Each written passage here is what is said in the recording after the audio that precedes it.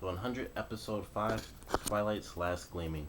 Definitely a good episode, mostly because it was so sad and depressing. It was one, even with all the shocks and some of the crazy things that have happened in this show so far, this one was definitely the most heartfelt tragedy out of all of them.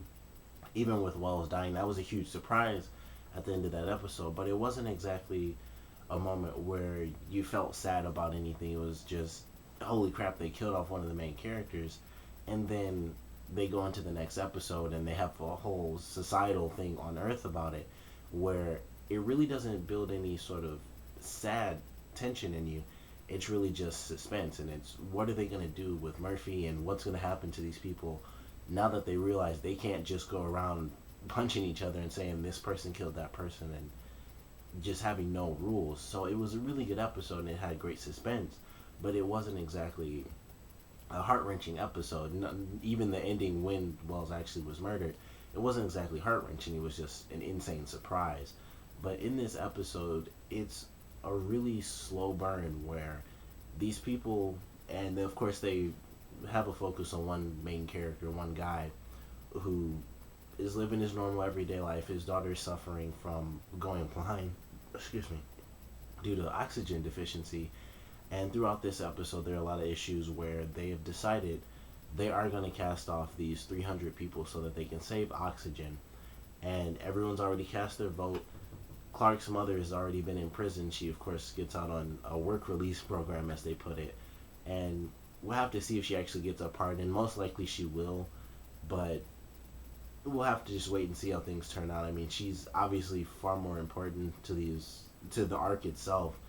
So odds are she won't actually get folded, and they'll continue the sort of work release program, and they might even partner completely, considering the end of this episode where she and the chancellor find out that the kids are actually alive. They do at least see these rockets that fly off into the air, which kind of goes along with the title, which is Twilight's Last Gleaming, Rockets Red Glare. But it was a really good episode. A lot of crazy moments in it. One of the biggest things was the ending where they see that these rockets are going off into space. That's clearly a sign that the kids are alive on Earth. But also we see the grounders, as they're called, at the end of this episode as well. And we see they aren't deformed or anything. They're naturally formed humans. And we'll have to wait and see if these people have been living on Earth this entire time. And there were groups of people that did survive the fallout, or if these people have evolved, which I don't know if it's possible or impossible. I mean, let's face it, no one really knows the science behind it, but these people could have evolved at some point. I mean, humans have been off of Earth for 100 years. With the radiation, it could have helped them evolve. Who knows how fast, really. But in the first episode when they're introduced, or maybe the second episode when they were running back after Jasper was hit with the spear, if I remember right, they found a skull, and it wasn't exactly a normal human skull. It was sort of deformed, almost like a early caveman skull, where it was before they actually developed into the humans that we are today. So I thought that's how they might look, where they would be slightly deformed. But the guy who was at the end of the episode was just a normal guy. They didn't put any makeup on him. They just said, "Here you go. Here's a spear. Here's some makeshift clothing that you clearly just made out of animals and stuff, and stand menacing in front of this girl." And that was it. So these people are fairly advanced, and there have been trailers even before the show came out where the characters have guns. Like I remember a trailer where Jasper has a gun, and they might get these from the grounders where they don't need to use guns because they've developed skills for hunting, and they find it more efficient because if they miss, it's a lot easier to find prey after you miss with a spear than it is to find prey after you shot a really loud gun and scared everything away from you. So maybe that's why they don't use guns. But it'll be an exciting episode next week for sure to see what goes down between the grounders and the 100, because they're going to be looking for this girl, and more than anything Bellamy's going to be looking for her because obviously it's his little sister, and he would do anything to protect her. So it'll be a good episode to see exactly how different things become after next week, because it could change the entire dynamic of the people of the 100 on Earth, and we'll just have to see who lives and who dies. And in the trailer alone, they killed off two random people, And it was like one person got hit with the spear, another person looked like they got hit with what was like a spike trap that might have come out of the ground and just hit them right in the chest. So people are gonna die in this next week's episode. It's gonna be pretty bloody, but this one was sort of the slow-paced episode. I think the slowest we've had so far, but it was definitely a lot more talking, a lot more political, and a lot more heartfelt, and that's what made it such a good episode. Even though in the end it was just depressing, and of course they don't get the sign early enough to save the people who decide to sacrifice themselves, which I didn't think they would. I was actually watching it with my girlfriend, and she was like, I really hope they find the sign in enough time to save these people. And I just thought about the past couple of episodes, and I figured there's just no way this is going to work in time, because this show does not get happy endings. The happiest ending they really had was when Jasper woke up, I think. Other than that, they haven't really had any happy moments. They survived landing on Earth, and Jasper didn't get killed by that spear. It's been about the happiest this show has been. And Wells and Clark making up, even though that came out of a huge twist that really sucked for Clark, that was like a tiny, small, happy moment too. But I just knew this show is so depressing at times, and it's never anything happy. Like, that would have been the greatest ending. As cliche as it might have been, I wish it did happen in this show, because it would have been so cool to see that one guy live, because he gave himself up for his daughter.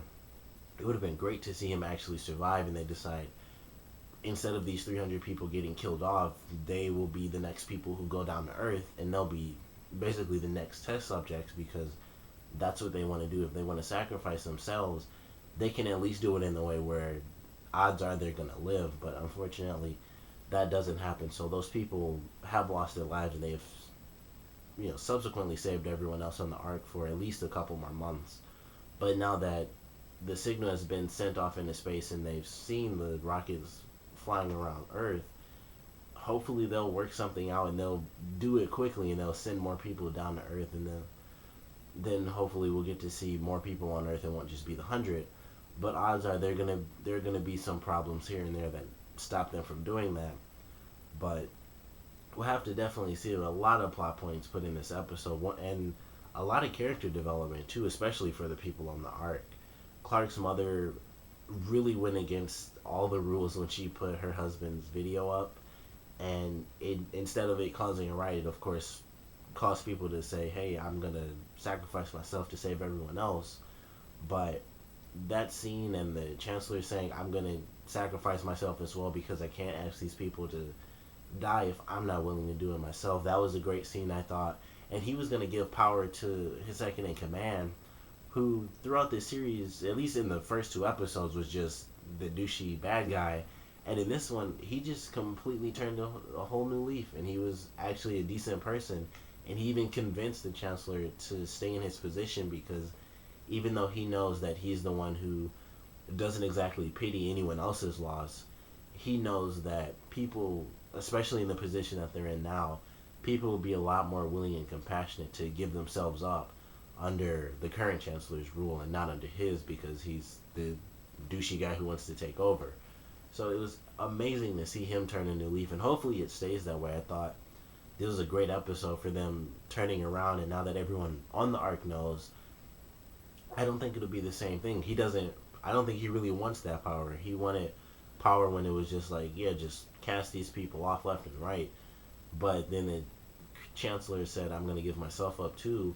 I think it really turned him around, and especially when Clark's mother put out that video and told everyone, he really saw how different things were going to be, and that him being in power wasn't nearly as good as it would have been if no one knew, and the Chancellor wasn't going to sacrifice himself as well.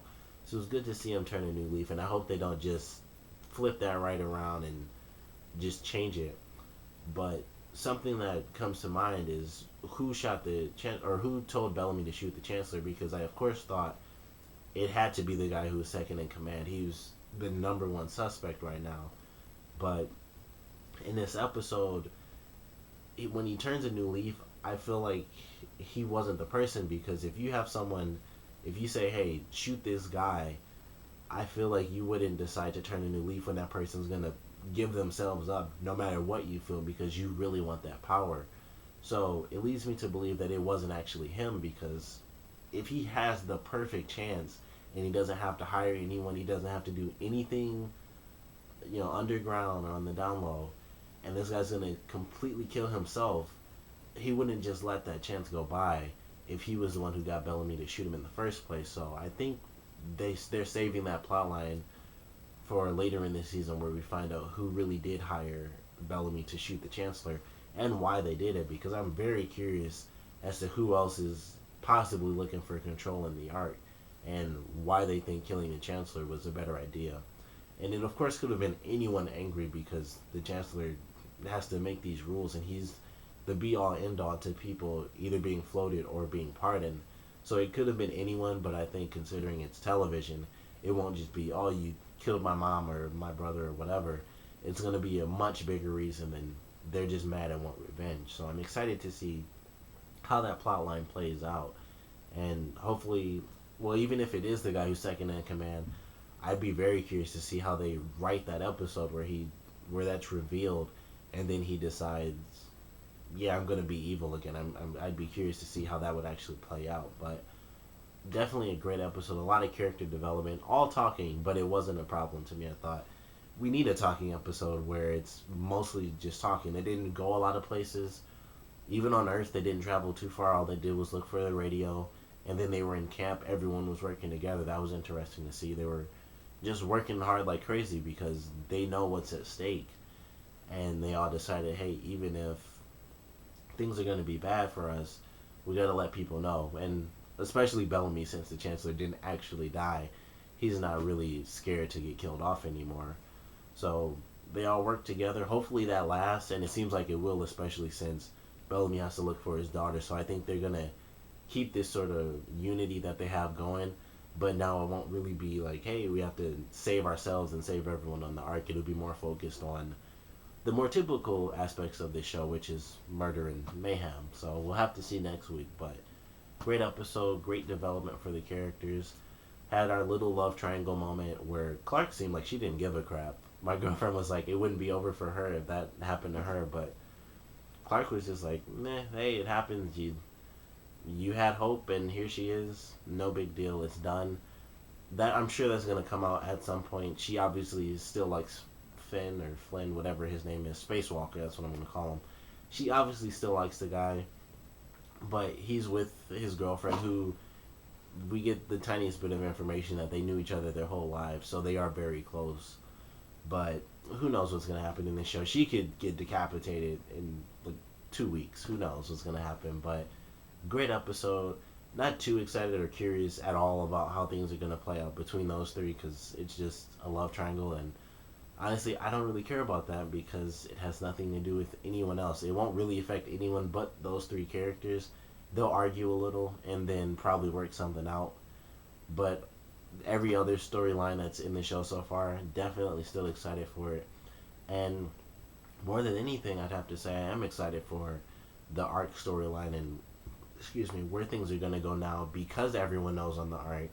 And it might push people to decide, hey, we have to figure out some ideas so we can go down to Earth. And now that they know that the kids are alive on Earth, it might push people even harder to decide to build more ships and do things as fast as they possibly can, so that no one else has to be sacrificed and people can just go down to Earth and everyone survives. But with this show being the way it is, it obviously isn't going to be that simple. So we're just going to have to wait and see. But comment below, let me know what you guys thought of this episode. Favorite parts, least favorite parts. And with the way this ended, we got two great storylines going through, and they, of course, focus on the two main components of this show, which are the two societies, the Ark and the 100 on Earth. Which one are you guys more excited to see in the rest of this season? For me personally, I would have to say it's the 100 on Earth, just because that's the more crazy side of the show, and I feel like things are going to be a lot simpler on the Ark now that the truth is out there and everyone knows. I had a weird X-Files moment right there. But now that everybody knows, I think that storyline, it won't be any worse or anything like that, but I think it'll be a lot simpler, where people are just going to be happy and banding together, and it'll be hard work and it'll still be a little sad, but it'll still be them actually banding together and deciding we can do this and get to Earth instead of having to kill any more people off. As we're on Earth, they're still going to be dealing with the grounders, and we haven't seen too many creatures. They've dealt with a little in the first 2 or 3 episodes, but I'm really excited to see more stuff on Earth that's actually dangerous to them. But that's what I would have to say. But definitely let me know, guys. Comment below, let me know. And thanks for watching.